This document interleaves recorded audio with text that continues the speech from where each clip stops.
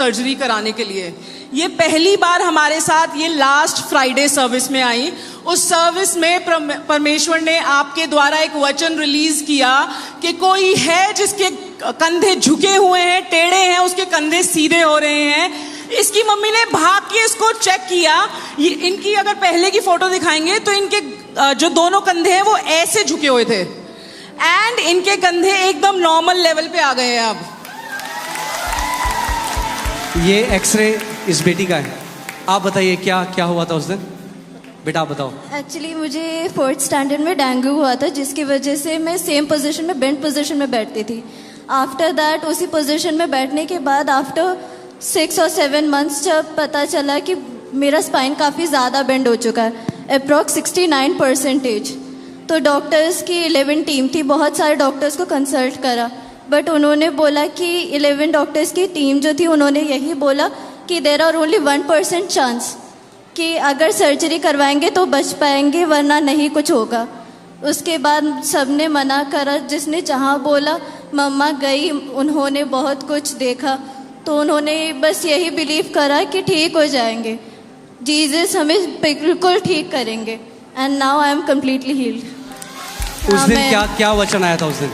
Pastor, मेरी बेटी को ना जब ये 4th क्लास में थी तो उसको डेंगू हो गया। उसके बाद मैंने काफ़ी डॉक्टर्स को दिखाया, मेरे पास रिपोर्ट है सेंट स्टीफन, सफदरजंग और स्पाइनल इंजरीज वगैरह। सब डॉक्टर्स ने, 11 टीम ऑफ डॉक्टर ने बोला कि आपकी बेटी की ना मल्टीपल सर्जरी होनी है, फ्रॉम यहाँ गर्दन से लेके हिप बोन तक, और उसमें 1% चांस भी नहीं है। अगर 1% चांस भी है तो आपको लिख के देना पड़ेगा, क्योंकि स्पाइन की वो होनी है।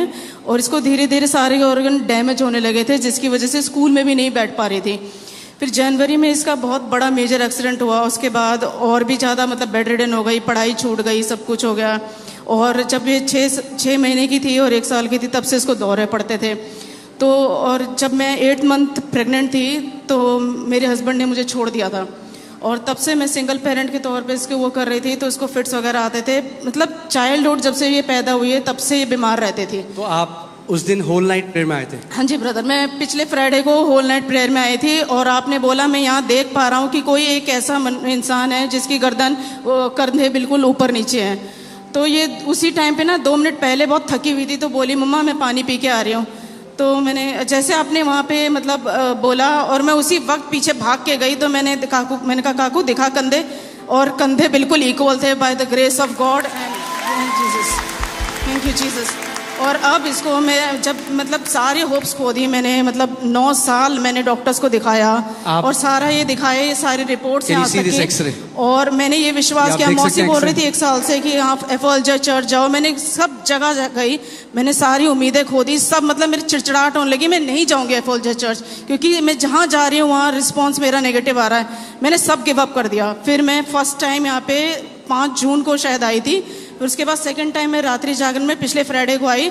उसके बाद मिरेकुलस तरीके से मेरी लाइफ में हीलिंग्स होने लगी, मेरी बेटी के कंधे ठीक हो गए।